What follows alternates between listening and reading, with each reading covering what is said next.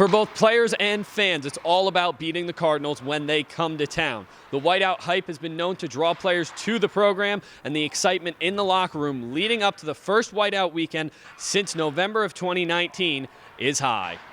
In order for athletes to get back here to the Oswego Athletic Facility and start playing again, there are certain new guidelines they'll have to adhere to, including new in-game and travel protocols, as well as a specific COVID-19 testing plan for athletes. The Oswego State Lakers took to the road tonight, and they also took care of business, defeating the Morrisville Mustangs 4-0.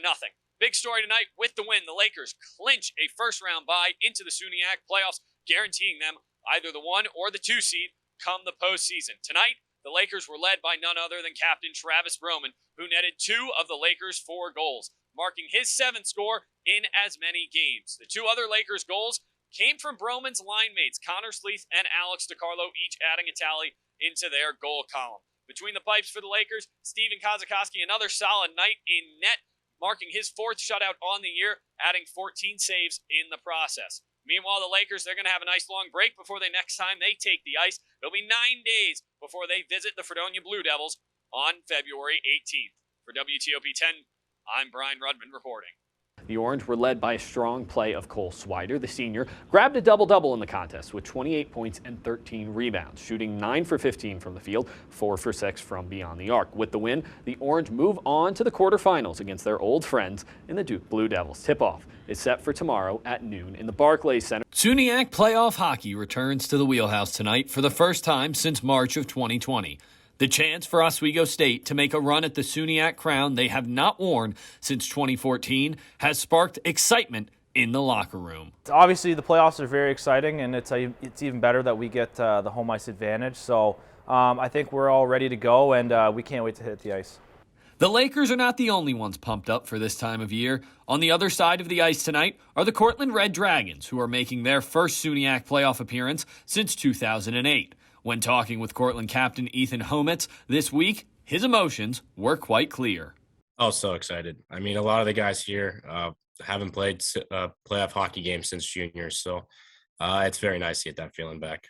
That postseason inexperience from Cortland may play a factor into tonight's game because Oswego State, they have plenty of it. Knowing the level of play necessary to come out on top in these big playoff games is an advantage in the Lakers' favor. You always have to gear up a lot more for playoffs. The intensity gets up, the physicality gets up, and that's something that all these guys know. And I think that drive and kind of just like being excited to be on the ice, that hasn't been lost. That drive is even more relevant to the 6 seniors on this roster who know that tonight may be the last time that they play collegiate hockey. It's my last year, kind of a little extra, little pressure. Could be one of my last games of hockey ever. So, yeah, just going in with that mentality of, give it all I can, and, hopefully the end result comes out with a W. Tonight will provide one last chance for some and a new opportunity for others. For WTOP 10 Sports, I'm Brian Rudman. Those 6 men, the class of 2022, will be honored in a post-game senior night ceremony. Their family and friends in attendance. Earlier this week, I got the chance to talk with some of them about their time here in Oswego. Tonight, Oswego State will honor a class of 6 seniors as they play their last regular season home game. A group of Lakers that has persevered and led the team through the toughest of times. Yeah, I mean, I feel like we've been through it all. We have a lot of experience, even though, we've only played for 3 years. As those 3 years come to a close for the upcoming graduates, tonight's game provides an opportunity to enjoy playing on home ice once more. It'll be meaningful. We said it before. It's going to be an emotional night for all the guys, especially the seniors. Just even that thought of this might be the last game in our building maybe brings a tear to some of the guys' eyes. But yeah, it'll be good. These 6 men have meant a lot to the program over their 4 years in the Port City, and their efforts have not gone unnoticed. Head coach Ed Gosick raved about the quality and the character of his players, both on and off the ice. They've been awesome to our program. It's been a pleasure to have them here.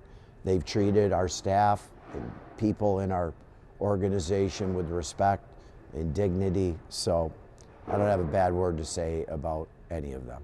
The 6 players show exactly what Coach Gosick was talking about when speaking on the fans and those who support them, with just one simple message to the Laker faithful.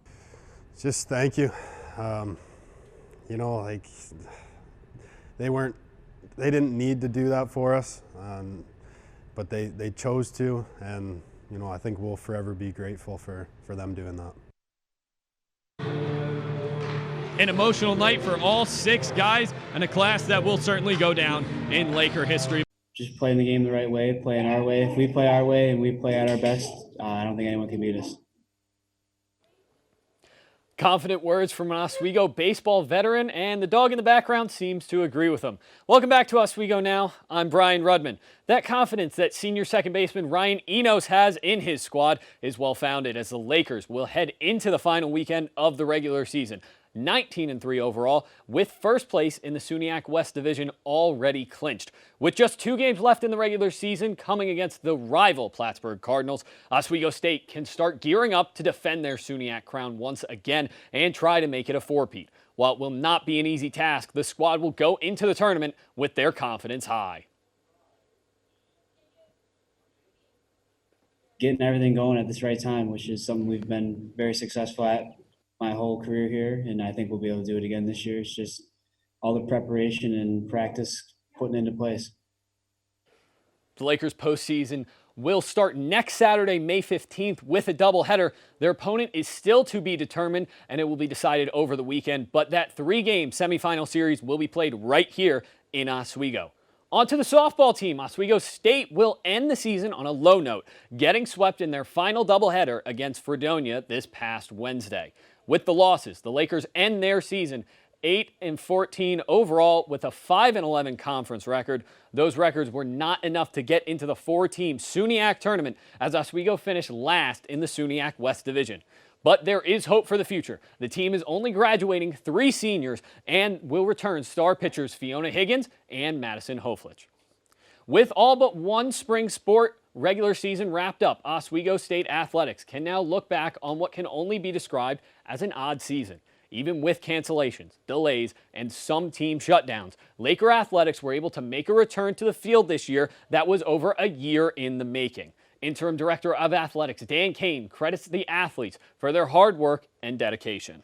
I give a lot of credit to the student athletes for their resilience to get through those pauses and persevere on and hopefully have a great experience.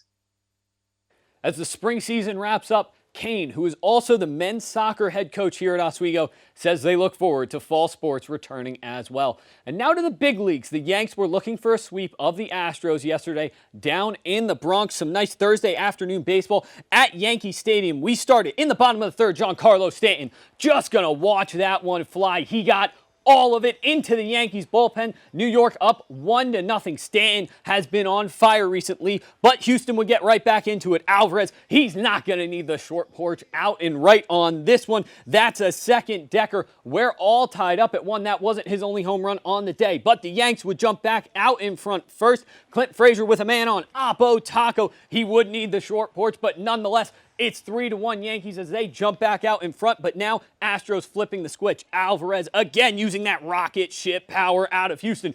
Goes deep to center field, cutting the lead down to 1. Then in the 8th, the Astros gonna take control. Jose Altuve, a birthday bash, gives the Stros the 5-3 lead, and Yankees fans a big reason to boo him, and they would keep on going. Jump to the 9th, insurance time for the Stros. Maldonado blasts one to left field, and it's just going to stay fair. That's all she wrote for this one.